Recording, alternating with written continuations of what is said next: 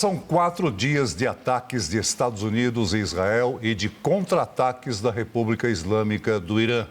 Pelo menos 787 pessoas foram mortas no país governado pelo regime dos ayatolás. Do lado norte-americano, 6 soldados morreram.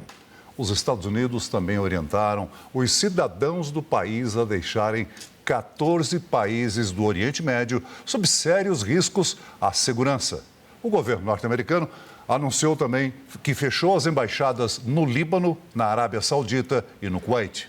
Cada vez mais países são arrastados para dentro do conflito.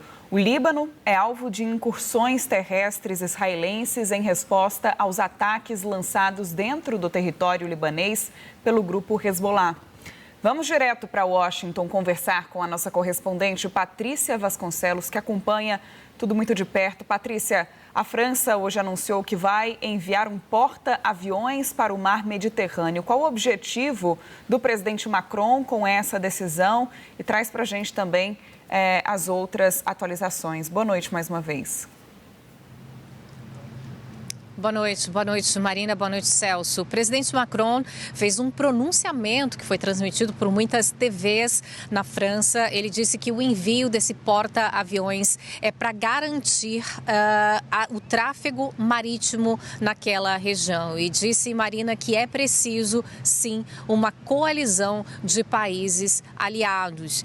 Ele disse que uma ação já deveria ter sido tomada, apesar, da guerra entrar hoje no 4º dia, para garantir que o Estreito de Hormuz não esteja fechado, garantir a segurança do trânsito de navios ali naquela região.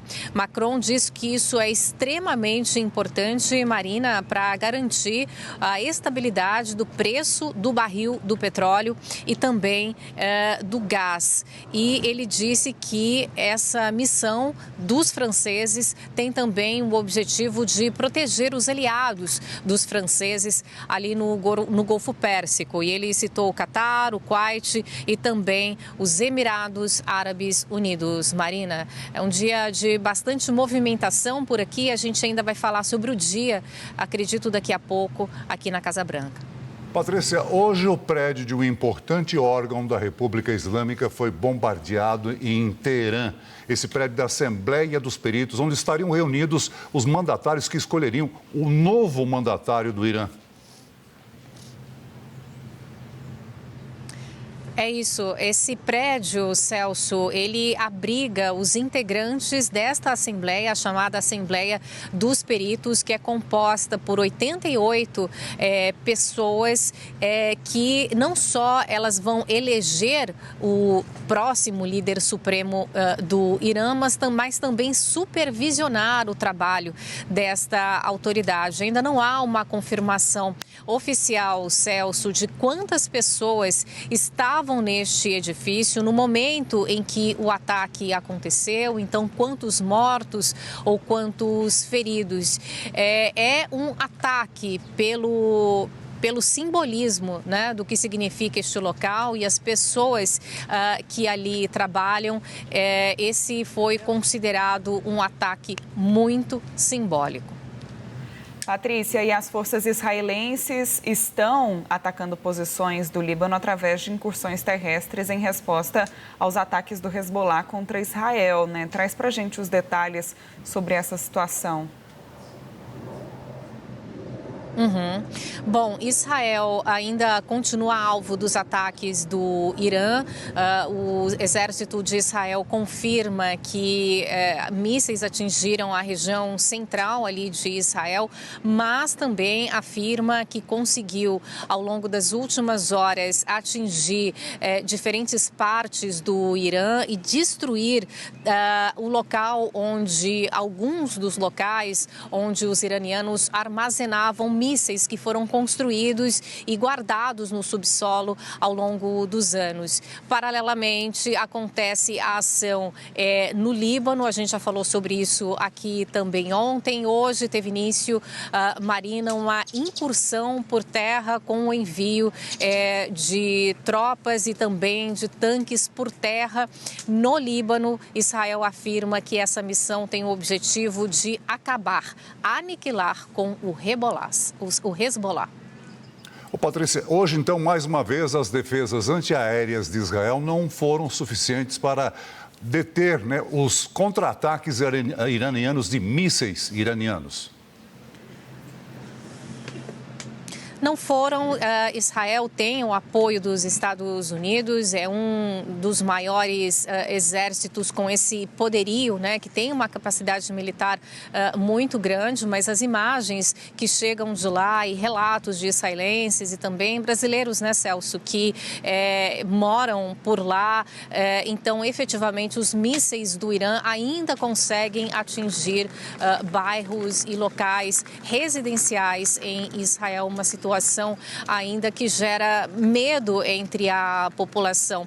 Como eu disse anteriormente, o exército de Israel tem conseguido abater mísseis e drones que são enviados do Irã, mas afirma que o contra-ataque vem e tanto Israel quanto aqui a Casa Branca, as autoridades afirmam, Celso, que a maior ofensiva ainda está por vir. Isso foi algo que o presidente Donald Trump disse ontem e hoje duas autoridades aqui da Casa Branca conversaram por telefone com os jornalistas para dar aí um panorama dessa ação militar e eles reafirmam o que Donald Trump falou ontem, que isso vai durar ainda algumas semanas, mas que não havia nenhuma outra possibilidade que não fosse essa mesmo do ataque para, segundo essas autoridades, impedir que o Irã continuasse aí com o enriquecimento de urânio.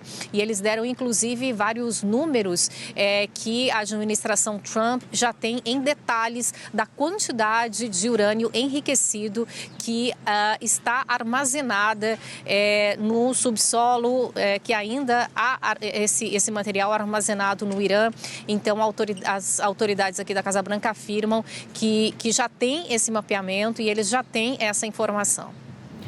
Patrícia, antes da gente falar sobre o dia do presidente Donald Trump e como é que foi, essa terça-feira aí na Casa Branca, a ONU se pronunciou sobre o ataque realizado no sábado contra uma escola iraniana para meninas que deixou mais de 170 mortes.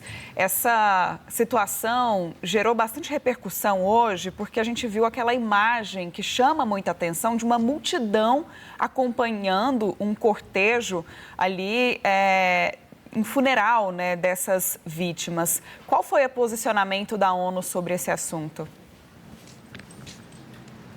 A ONU exige, na verdade, Marina, uma investigação independente do que aconteceu, porque até agora não há nenhuma posição do Pentágono em relação ao assunto, que obviamente tenta desviar a atenção desse fato, esse bombardeio que atingiu essa escola, pelo menos 175 mortos, muitas crianças. Então, o que as Nações Unidas exigem e demandam é uma investigação independente para apurar um possível crime de guerra. Isso vai levar tempo e certamente vai precisar aí da colaboração das autoridades que estão a cargo do envio ou do disparo dos mísseis, no caso, as autoridades israelenses. Mas a ONU afirma que é possível que tenha ocorrido um crime de guerra e eles exigem uma investigação independente feita de forma paralela.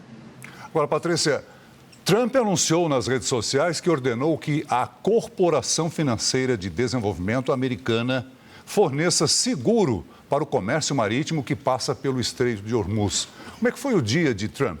Mais cedo ele se encontrou em Washington com o chanceler alemão Friedrich Merz. Exato. Essa reunião foi aberta à imprensa. É a primeira vez que o Trump efetivamente respondeu às perguntas dos jornalistas. Celso falou bastante, respondeu muitas perguntas. Sobre essa garantia, é algo que o presidente Trump defende e é um dos reveses dessa operação. Esse risco que agora conta com o apoio da França, como a gente falou aqui logo no comecinho. A visita visita do chanceler alemão chamou muita atenção pelo momento, né, em que a administração Trump vive com essa ofensiva militar no Oriente Médio.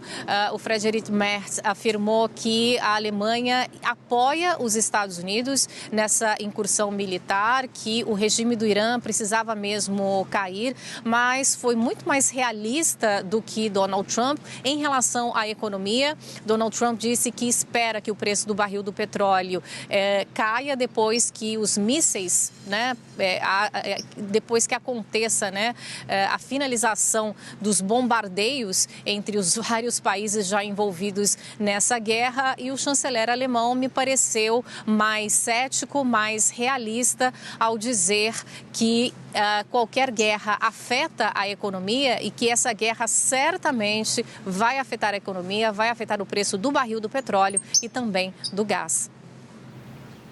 That is coming along, as you see very well. They have no Navy, it's been knocked out. They have no Air Force, it's been knocked out. They have no air detection, that's been knocked out. Their radar has been knocked out. And just about everything's been knocked out. So we'll see how we do, but we're doing very well. We have a great military, and they're doing a fantastic job. So we'll be talking about that. We were having negotiations with these lunatics, and it was my opinion that they were going to attack first. They were going to attack. If we didn't do it, they were going to attack first. I felt strongly about that. And we have great negotiators, great people that do this very successfully, and have done it all their lives very successful. And based on the way the negotiation was going, I think they were going to attack first. And I didn't want that to happen. So if anything, I might have forced Israel's hand. But Israel was ready, and we were ready, and we've had a very, very powerful impact because virtually everything they have has been knocked out now. Their missile count is going way down. Amazingly, they're hitting countries that were, let's call them neutral, right? They lived together for a long time. I think they were surprised. I was surprised. And now those countries are all fighting against them and fighting strongly against them. Patrícia Vasconcelos, mais uma vez nós... Celso, Por favor. Eu te atropelei. Vamos lá. Não, acho que só faltou eu falar, Celso, acho importante também. Eu acho que a gente já deu isso em algum momento na tarde, mas você me fez uma pergunta ontem sobre a percepção, ou eu falei em algum lugar aqui no SBT News, sobre a percepção da população dos Estados Unidos em relação a essa ofensiva militar. Saiu hoje, Celso e Marina, uma pesquisa do Instituto Reuters em parceria com a Ipsos e mostra que 27% dos entrevistados dizem apoiar essa incursão militar, ou seja, muito menos da metade. Se a gente olha em relação a quem é do Partido Republicano, partido de Trump e Democrata, o outro, né, partido de oposição, 55% apoiam e apenas 7% dos democratas afirmam apoiar essa ação militar lá no Oriente Médio. Celso. Ok, Patrícia, mais uma vez nós agradecemos a sua participação direto de Washington, trazendo os destaques internacionais aqui para o Jornal do SBT News. Uma boa noite para você.